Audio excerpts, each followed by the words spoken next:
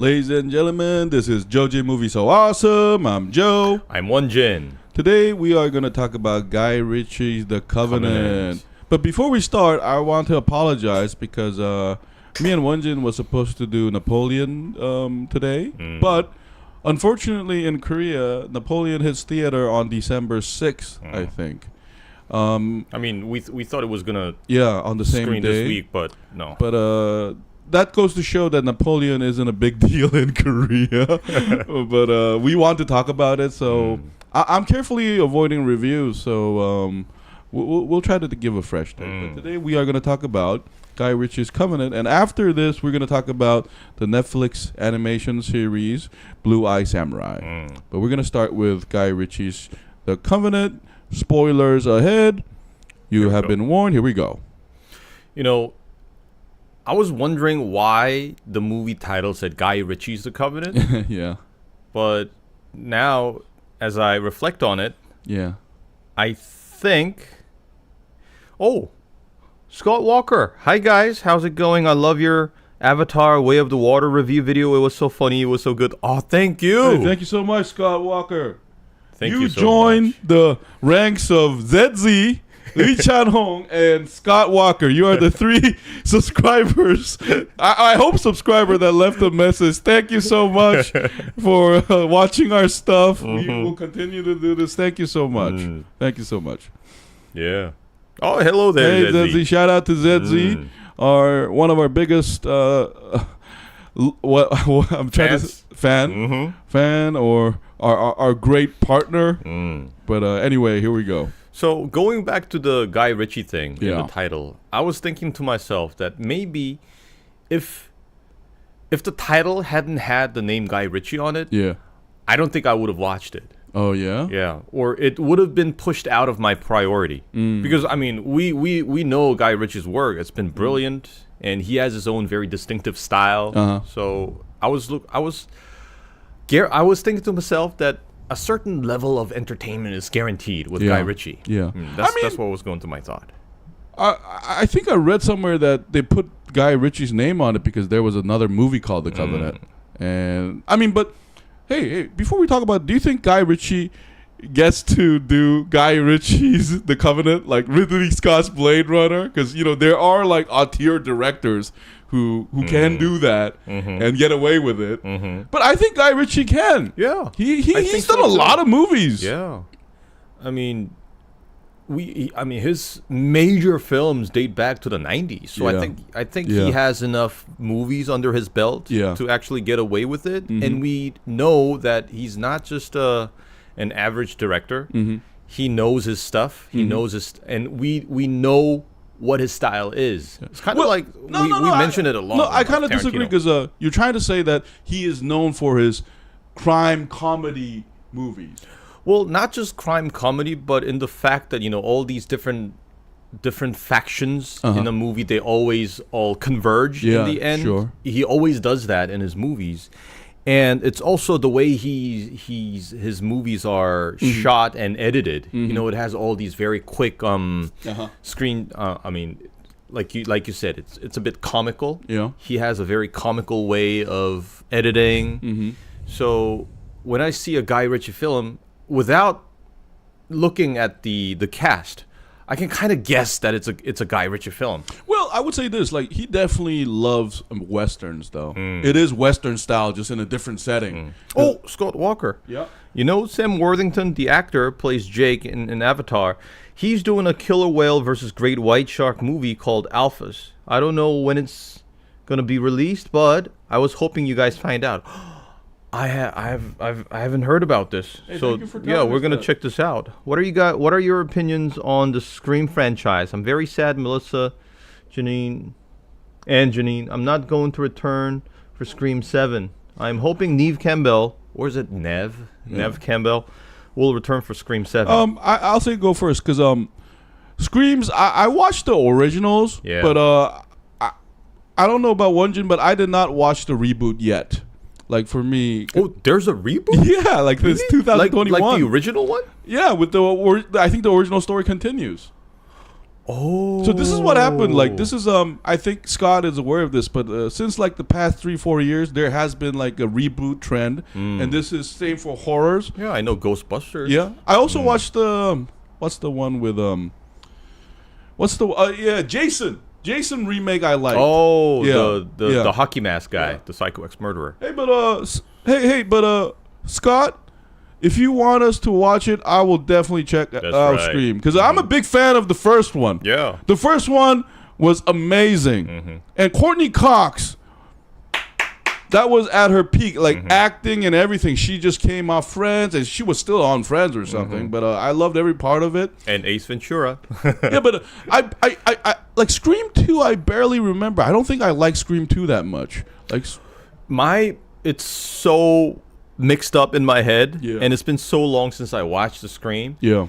So, and also it gets mixed up with scary movies. The one with Anna Faris. You know, like there used to be like this parody movie of Scream. Yeah. It's been parodied so many times. Yeah. So the first one was amazing. I got to watch it again. Okay. But when we run out of movies to talk about, we will check it out, Scott. Don't worry about it. I love the Scream franchise because the first one was brilliant.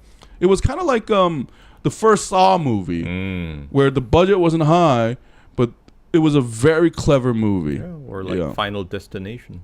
And Guy Ritchie, talking about Guy Ritchie, that's why Guy Ritchie, The Covenant was kind of surprise for me, man, because I was kind of not expecting this serious military movie. Yeah.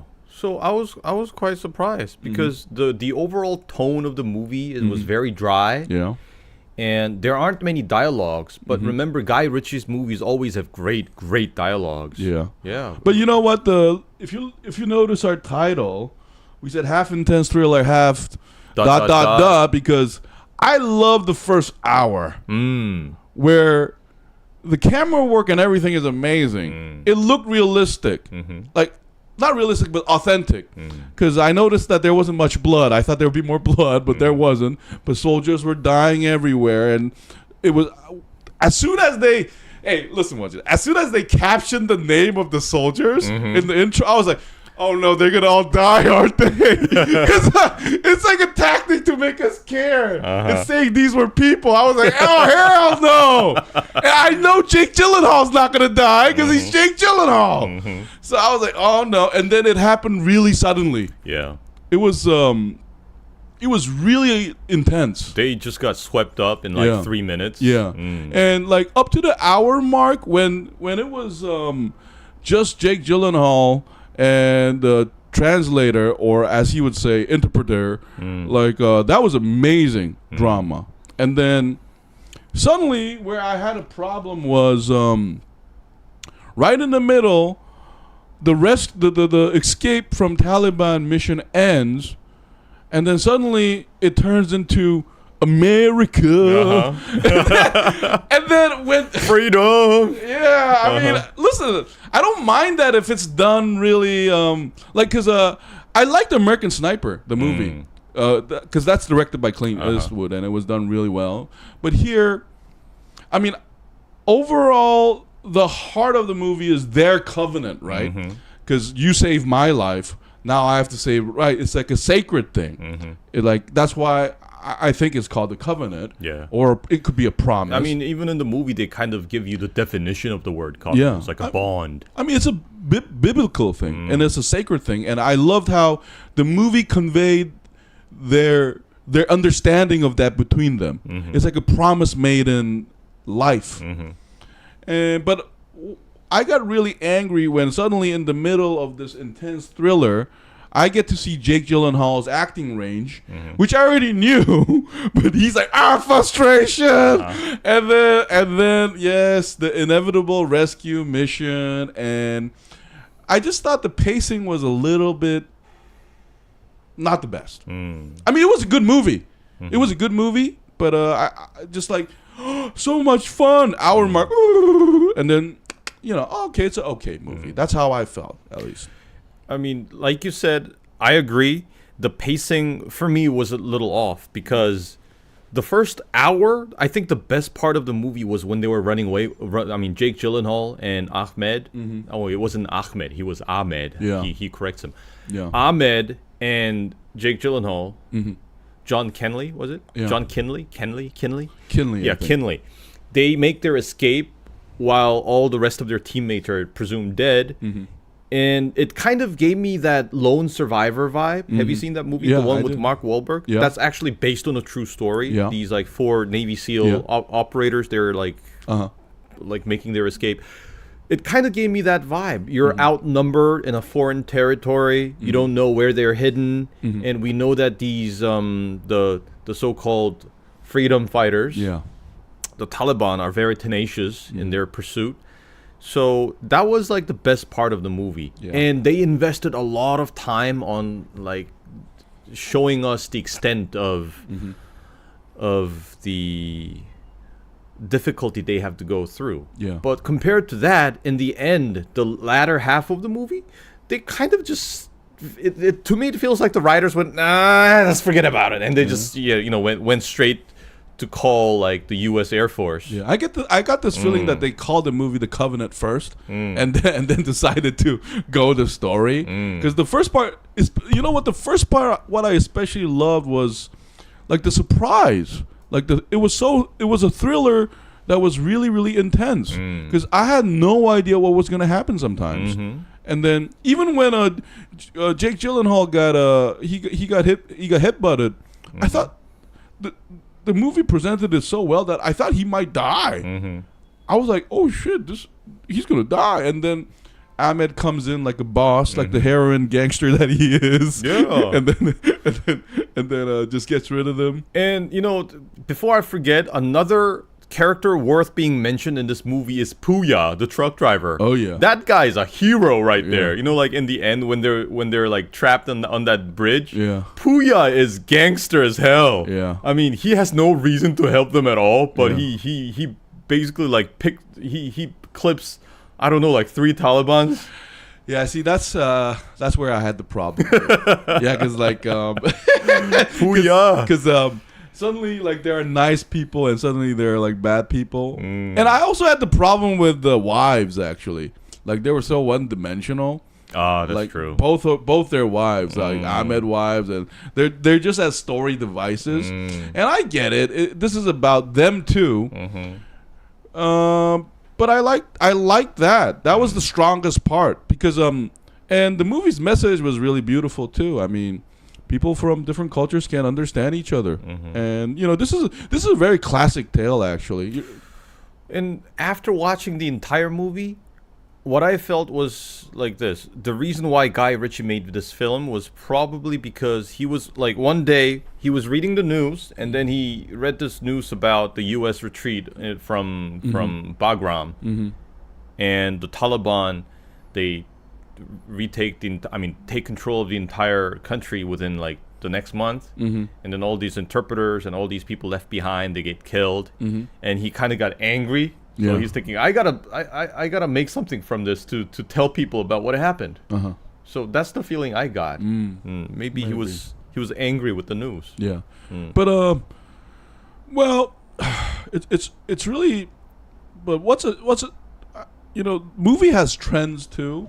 But I did feel like this movie was about 5 years late, though, because there was a time when the Middle Eastern War, remember Hurt Locker and all that? I mean, that's like 10 years ago already, but there was a time where that was a huge deal. Just like Gladiator started historical epics. And even on TV shows like Spartacus. So, but it was a happy surprise, because I do like military movies where they try to bring in some authenticity. And I thought even how the squad was formed was very authentic. I'm not a soldier, so I don't know whether that's how they really did it, but just as a movie, it was really convincing. And I like the bravery. I like the machine gun thing, the heavy machine gun doing heavy damage. I also like the Taliban doing the mortar, mortar. And after the first shot, the second shot hits the sniper. Like dead spot on. That was a shocking moment. So, Scott Walker, check out Scream 5. There are a lot of clues to Matthew Lillard still might be alive. A lot of people saying he's dead in the Scream franchise. I'm one of those people who believe he's alive. And you know what I was about Avatar: Way of the Water is there a relationship between the whale and Jake's son? I love the Empire because it's very similar to Free Willy 2 when the whales save Jake's son. I mean, it's one of our favorite themes, right? When animals and humans bond. Yeah, there's that bond. Yeah. I think they're friends. You know what I don't like about military? Sometimes they make the military be bad guys. It's not fair. What do they? Yeah, sure. Like I like balanced movies, but this movie did balance though because we get a lot of side of the Afghans. That's right. Yeah, like they took care of that. Yeah. And it also shows that not all Afghans are Taliban. Yeah. And there are certain Afghans who are against the Taliban rule. We also saw this in Lone Survivor. Yeah. Remember the village that hides Mark Wahlberg from the Taliban? Yeah. They kind of resist against them. I mean, if we want to talk about military movies, we can do that in a separate cast because my mind immediately goes to Black Hawk Down. Ridley Scott. Yeah. Black Hawk Down. And Scream, like. Me and Won-Jin, I think we'll have to start with the reboot, the first movie, not the latest one. So we really want to catch up because if there is a continuity thing going on, I want to know, and maybe I'll look at the first 1, 2, 3, 4 too. So we'll definitely check it out. Yeah.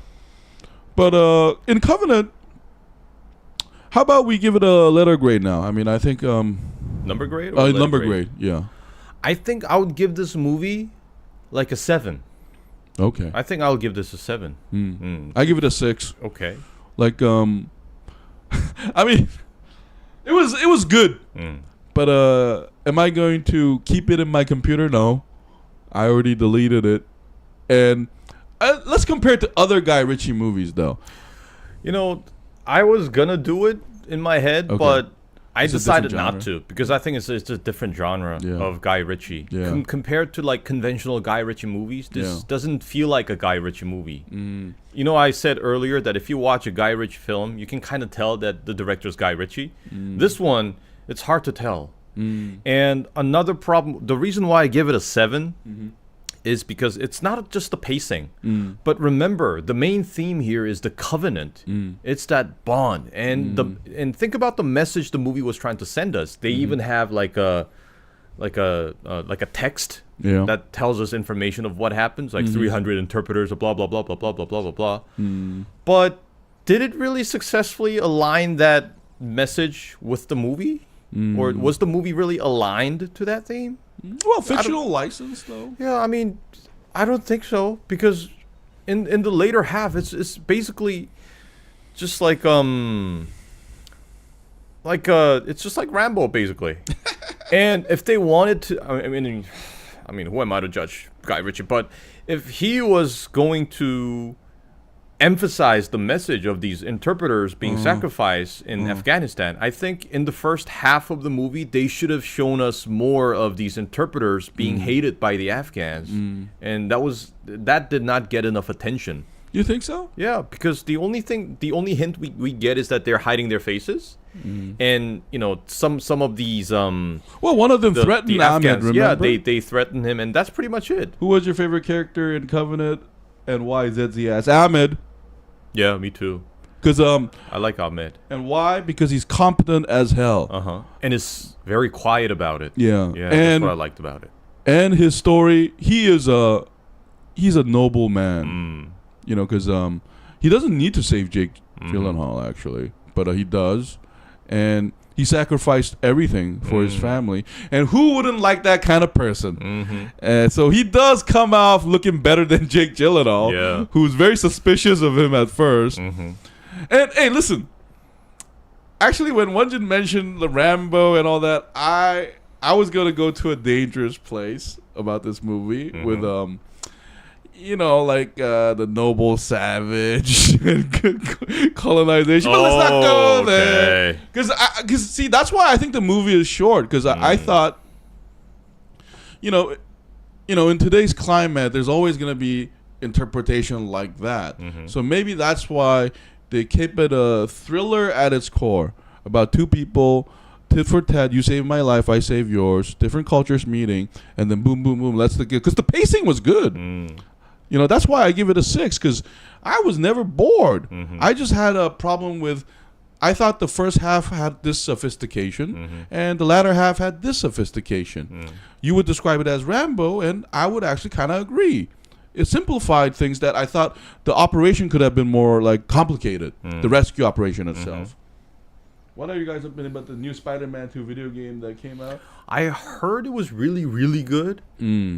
But, you know, I'm sorry, Scott Walker, but it's been a while since I played video games. I'm still playing Elden Ring, and then I'm waiting for the DLC. And I'm a big fan of Doom Eternal. Yeah, I played Dota 2 from time to time, but that's pretty much it. Oh, and after this broadcast, Joe and we played this like old arcade game on our arcade sticks called King of Fighters 98. Yeah, and that's pretty much it. Yeah, if we could play Tekken, we would.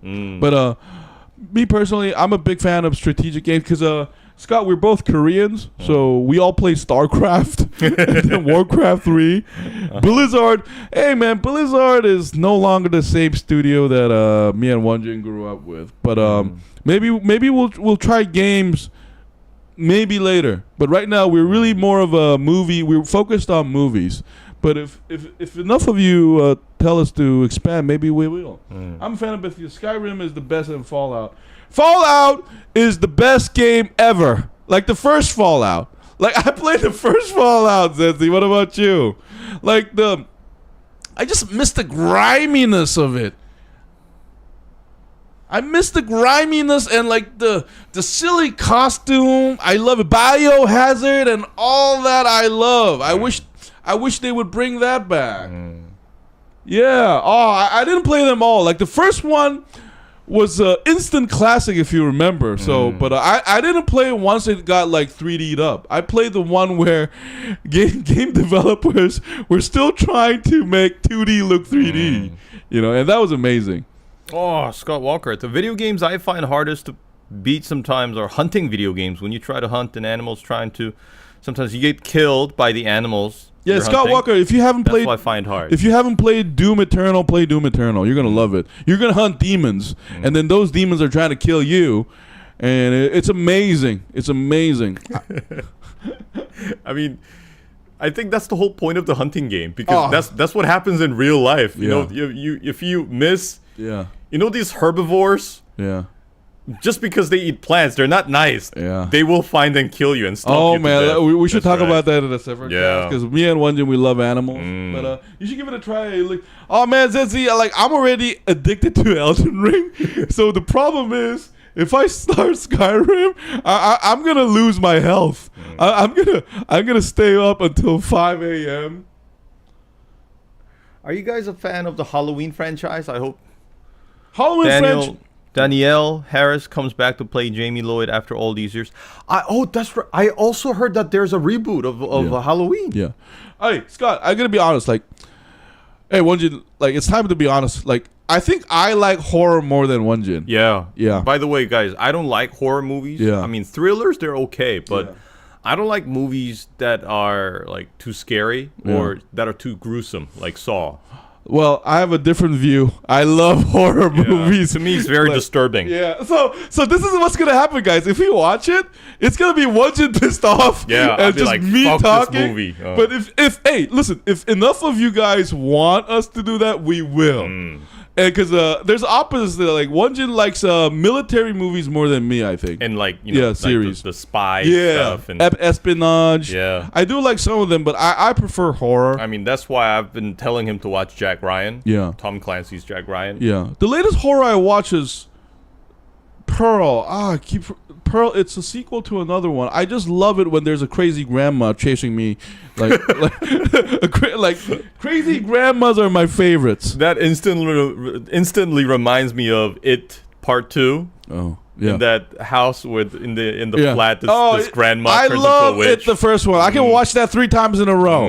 I'm gonna love it. I'm gonna get scared shitless, but I'm still gonna watch it. Georgie? Pennywise. Yeah. Pennywise? Georgie. Oh, that reminds me, Zezzy. I recently, like about a month ago, I did play the Resident Evil, that's the English name, because I sometimes use the Japanese name. But Resident Evil 4 Remake, I played it for 7 hours, but... There's also a remake of that? Yeah, man. Really? It's awesome. It's one of the best remakes I played.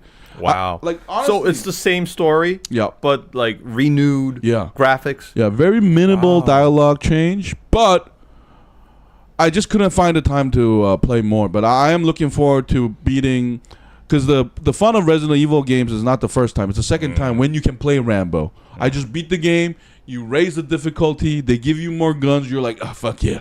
These zombies. I know where you're hiding. You surprised me there and all that. But anyways, so Covenant, it was a good movie for me. Yeah. But I do wish they focused more on the theme itself, because in the end, it kind of became like the movie Lone Survivor. Yeah, I think basically our conclusion is, if you like military movies, watch it. You'll like it. Yeah, you will like. There are a lot of elements that you will like if you're a military fan. Because we have that AC-130 gunship being summoned, and we also have to mention that moment because we throughout the movie up until that point we see how hard it had been for both of them, and how they're powerless against these like group of Talibans. They're outnumbered. But once the Air Force shows up, everybody gangster until the U.S. Air Force shows up. They just basically delete them. Yeah. And it's so clinical. It actually shows the screen of like the AC-130 targeting these Talibans on the hill. They all get killed in like 30 seconds. I think it's kind of like telling us that if the U.S. wished to help them, there's like a lot they could have done, and it could have been a lot of help, but maybe I think this we is should just a movie. We should have a separate talk about like the history of warfare, because me and Won-Jin, we actually have a Korean channel that we talk extensively about warfare. But we might do it. But Won-Jin is a big military buff. Like, he loves everything about military and planes. He knows more about it than me. So we will definitely have a chance to talk about that. But anyway, guys, we are gonna take a 5-minute break, because we also want to talk about the Blue Eye Samurai, which we love. Me and Won-Jin, we're big fans of 80s, 90s, 2000s Japanese animation, so we can't wait to talk about this. We'll see you guys in about 5 minutes. Thank you so much. This has been JoeJinMovieSoAwesome. I was Joe. I was Won-Jin. Thank you, Scott Walker. Thank you, Scott. I'll check out Halloween, and I'll try to convince Won-Jin to watch it, okay? And Zedzi, we will talk about game more in the future. Anyway, see you guys in 5 minutes. Peace. The door's on fire.